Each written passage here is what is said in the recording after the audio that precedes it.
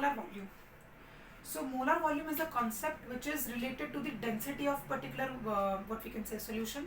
और कहीं ना कहीं आपको रिलेट करता है कि स्टैंडर्ड जो कंडीशंस है उसके हिसाब से वॉल्यूम कैसे चेंज होता है उसको भी रिलेट करके देता है. So when we are talking about molar volume, it is basically the volume occupied by 1 mole of any gas. ठीक है, at standard temperature and pressure. At standard temperature and pressure कोई एक मोल जो है किसी भी गैस का कितना वॉल्यूम ऑक्यूपाई करेगा वो आपको एक्सप्लेन करके देता है मोलर वॉल्यूम. लेकिन इसका फॉर्मूला जो है वो डेंसिटी से रिलेट करता है.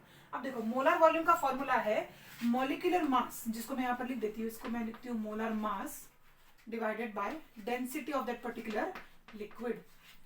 तो molar mass divided by density आपको क्या देने वाला है? It will give you the molar volume of a particular gas. अब स्टैंडर्ड टेम्परेचर एंड प्रेशर के बारे में अगर बात की जाए तो आपको एक चीज पता है, आपको एवोगाड्रोस लॉ जो है, जो एवोगाड्रो लॉ एक्सप्लेन करता है रिगार्डिंग 2 गैसेस, अगर आप उसको ध्यान देंगे या फिर जो सिंपल लॉ एक्सप्लेन करता है कि एसटीपी पे, at STP 1 mole of any gas और 1 मोल ऑफ एनी, हाँ चलो गैस ही ले लो, उसका वॉल्यूम कितना होगा? उसका वॉल्यूम होगा 22.4 लीटर. ठीक है, अब यही कांस्टेंट लेते हो, 22.4 लीटर होता है एट एसटीपी. लिखा है मैंने? हाँ एसटीपी लिखा हुआ है. लेकिन यही चीज जो है वो थोड़ी सी चेंज हो जाती है रूम टेम्परेचर के लिए. अब स्टैंडर्ड टेम्परेचर एंड प्रेशर का मतलब है, स्टैंडर्ड टेम्परेचर कितना होता है? स्टैंडर्ड टेम्परेचर इज 273 केल्विन, या फिर स्टैंडर्ड टेम्परेचर आएगा सबका, हाँ 273 केल्विन आएगा, 273 केल्विन एंड 1 एटमॉस्फेरिक प्रेशर. लेकिन रूम टेम्परेचर आरटीपी जो है, रूम टेम्परेचर आपका कितना होता है? That is 298 kelvin and at the same time 1 atmosphere. Temperature vary होने की वजह से मोलर मास का, या फिर मोलर मास तो नहीं लेकिन डेंसिटी का वैरी होना बहुत ऑब्वियस सी चीज है. और इसी वजह से जब आपका रूम टेम्परेचर मतलब स्टैंडर्ड टेम्परेचर से रूम टेम्परेचर तक जब ये चीज जाती है तो आपका 1 मोल का जो गैस है वो कितना वॉल्यूम कवर करेगा? अभी थोड़ा चेंज हो जाएगा. Now this will cover 24 litre of volume. तो यहाँ पर देखो चेंज आया, चेंज कितना आया? अच्छा खासा चेंज है, समथिंग अराउंड 1.6 का चेंज है यहाँ पर. और 1.6 का चेंज काफी सिग्निफिकेंट है, ये ऐसा वैल्यू नहीं है जो आप इग्नोर कर सको. तो इसी वजह से molar volume becomes a very very what we can say important concept when studying about gases at standard temperature and pressure and at room temperature. अब स्टैंडर्ड टेम्परेचर एंड प्रेशर के बारे में जब आप बात करेंगे तो हम उसको क्या अज्यूम करेंगे? We will assume that particular gas to be ideal in nature. But जब रियल गैसेस की बात करेंगे तो आप ये वाली चीज यूज करेंगे.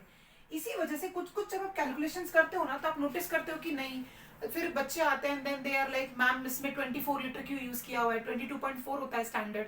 बट बच्चे अज्यूम करो कि, अज्यूम क्या, बच्चे ये भी समझो कि कोई गैस अगर जब तक कहा नहीं गया कि वो आइडियल है या नहीं है तब तक आप उसको आइडियल नहीं समझ सकते हो, तब तक आपको उसको रियल गैस की तरह ट्रीट करना पड़ेगा. So you have to use the 24 litre वाला कॉन्सेप्ट.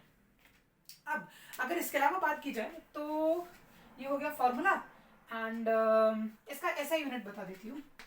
तो ऐसा यूनिट क्योंकि वो मोलर वॉल्यूम है तो फिर वो क्या होगा? मोल पर, या फिर ऐसा यूनिट क्या आ जाएगा इसका? मीटर स्क्वायर पर मोल, मीटर क्यूब पर मोल, क्योंकि वो वॉल्यूम है ना, वॉल्यूम मोलर वॉल्यूम है ये. तो it is volume divided by mole concept, या फिर मोल नंबर ऑफ मोल्स हो जाएगा. Other than that I guess इस टॉपिक के रिगार्डिंग हो गया. So this is about the molar volume. Formula है यहाँ पर standard temperature and pressure, room temperature and pressure के हिसाब से बता दिया.